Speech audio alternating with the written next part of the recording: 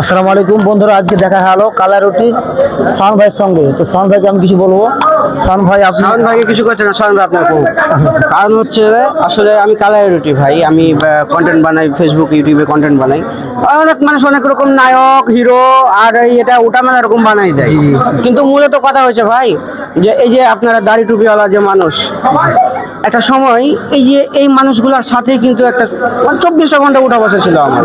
আপনাদের মতো যে মানুষের চাহিদা, চোখের চাহনি, হ্যাঁ, হা করলে মুখের ভিতরে কি কথা আছে, মানে এই যে ইগুলো না, মানে একটা সময় খুব মুখস্থ ছিল বা বুঝতাম, তাদের আত্মার খবরটা জানতে পারতাম, এরকম একটা।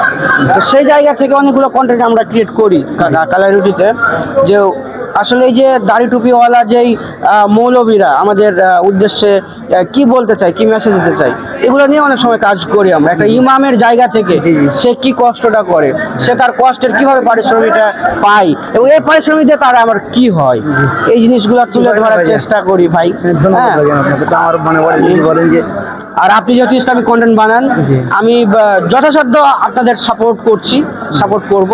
আপনারা এগিয়ে যান এবং ইসলামিক কন্টেন্টগুলো নিয়ে আপনারা চাপাইকে গোটা বিশ্বের দরবারে আপনারা তুলে ধরেন। ইনশাআল্লাহ। ধন্যবাদ ভাই।